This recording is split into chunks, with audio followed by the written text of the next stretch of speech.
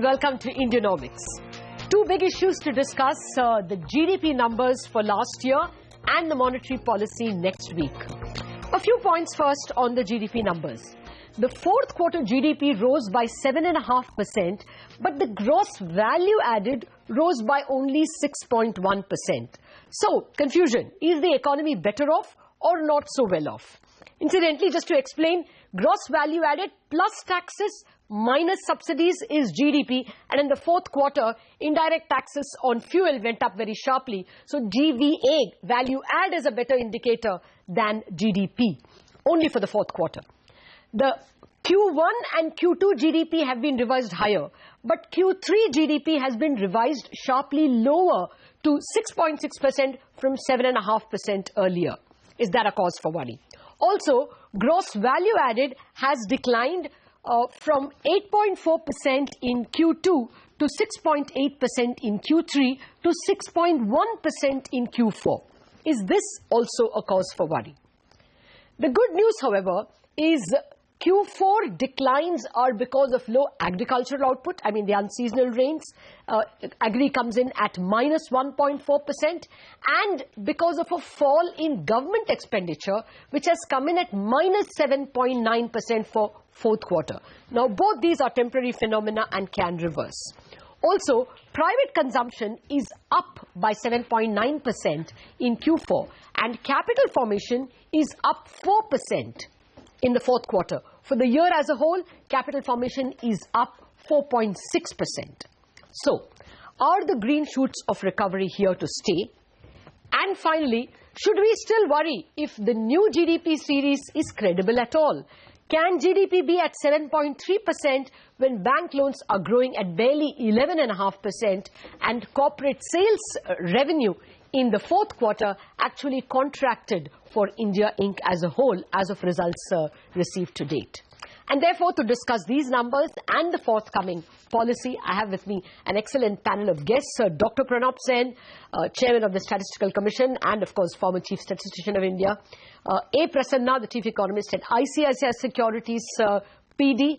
And Hitendra Dave, Managing Director at HSBC India, with me in the studios. Gentlemen, welcome.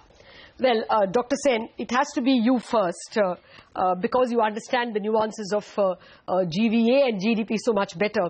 Should we worry that GVA, value add, has fallen to 6.1% from 6.6% in the previous quarter and 8.4% in the previous quarters? GDP has increased, but that's, as we all know, indirect taxes on a whole host of fuel items were increased. And that explains why GDP looks bigger, but GVA is lower. So, I mean, is this good news at all in the first place? Is the trend good? Well, you know, Latha, the fact of the matter is that the divisible pool which everybody in the country draws from is the GDP. Okay. Right? Now, if the government is getting a larger share of that, it would be carping to say that it's bad for the economy. Okay. The GVA is essentially what is being retained by the producers post what the government is taking away as taxes and giving as subsidies. Okay. But the overall cake is the GDP. Okay. What about the fact that the GVA was growing at 8.4% in Q2, it slowed to 6.8% in Q3 and 6.1% in Q4. What should we read as a trend? Should we say that green shoots are there at all? Because things seem to be slowing. And if revisions are to go by, even these could be revised lower. Well, yeah, I mean, you know, I would be a little cautious in reading too much into the green shoot story. Oh. Because if you really look at the numbers, you know, you said that capex had gone up by, as in 4-odd%. Yes. But if you look at it in terms of a percentage of GDP, it's actually gone down. And this has happened consecutively. Quarter by quarter, that's happening. So the big investment revival story doesn't seem to be there yet. Okay. Well, let me see if the economist from the private sector has a more positive spin. Prasanna, your key takeaways. I mean, just playing the devil's advocate, and all of us do want the economy to do well. Personal final consumption in the fourth quarter has risen by 7.9. GDP has gone down more because government consumption has gone down. So, basically aggregate demand is kind of looking good, with the capital formation at least at 4.6% and gross fixed and private consumption up 7.9% in the fourth quarter. Would you read these as green shoots? Yeah, so definitely, like you point out, the increase in private consumption is good news. But of course, again, we have to remember that I think rural wages are slowing down, and definitely, if you look at the reports from companies, FMCG companies, for example, rural demand is slowing down. So does it mean that urban consumption has picked up so much so as to compensate for the rural demand? We don't know for sure. So I would still put a question mark on the private consumption number also. As far as the investments are concerned, yes, I think there are some signs. I think even if you look at IIP capital goods, for example, after a long time, I think we are getting consecutive months of expansion. So there are some positive signs, but it's still early days. And as far as the government consumption part is concerned, yes, I mean, I think last 3 years we have seen this in the second half, and particularly in Q4, all the expenditure retrenchment is concentrated. So the hope is that perhaps this year it may not be the case because the numbers are more realistic. But I would still point out that there is a huge divestment target which the government has, and suppose they're not able to achieve it, perhaps that pattern could get repeated this year also. Okay. Okay, let me come back to both of you for your final issues on, where you see the growth trending next year. But Hitendra, to get you in, we do have the 7.5% GDP number, which, as Dr. Sen says, we shouldn't worry about whether government has taken away a lion's share.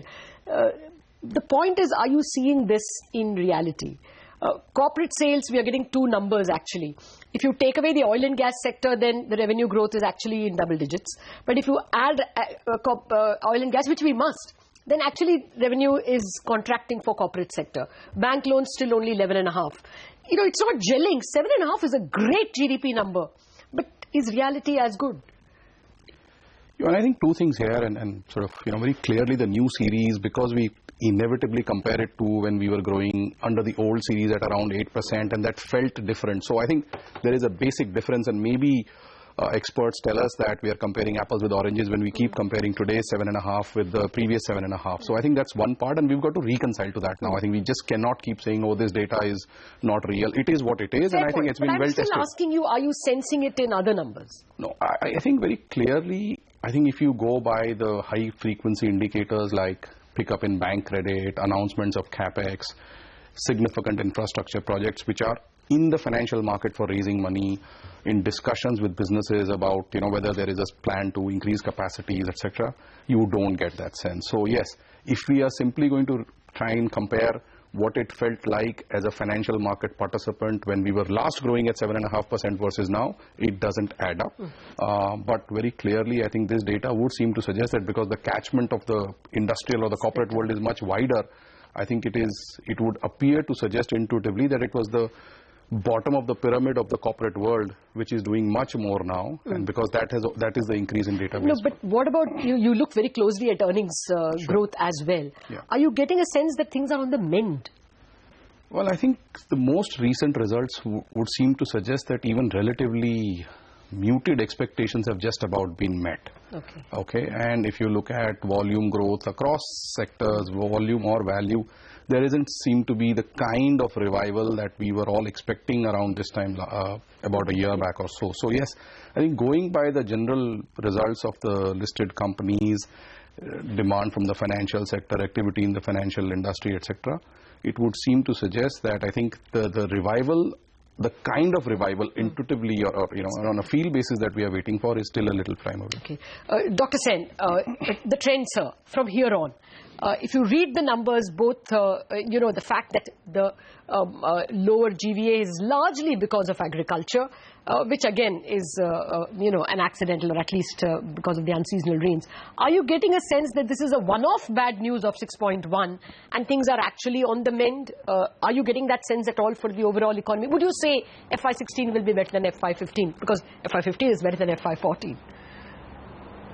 Well, let's be clear, what do we mean by better? More output. Look, the more output, I think it's almost certainly true there will be more output, right? But having said that, I think we also need to be very clear, Latha, that the when we are talking about GDP or GVA, it's not just the output that you're looking at. You're looking at the value added that's coming out of it. Now, what seems to have escaped people's radar screen is that the MCA database very clearly points out that over the past 3 years, there's been significant increase in the salaries and wages in the corporate sector. Okay, so that when you're looking at the net earnings of corporates, they look muted, but a large chunk of it is coming out of salaries and wages. Right? Now, most of that, I mean, I don't think there is any evidence that employment has gone up dramatically. So a lot of it is really just the rates that have gone up in corporate India. Why that is happening, I don't know, but the data very strongly suggests that, and we really need to bear that in mind. But and I think that's getting reflected in your consumption figures. Okay. I mean, as Prasanna rightly said, rural demand is starting to taper off, and the 7.9% consumption growth is not bad at all, and that must be coming from these sources. Okay. But on the whole, in terms of next year, what I do see is higher production. Whether or not the capex will pick up sufficiently is really the big issue.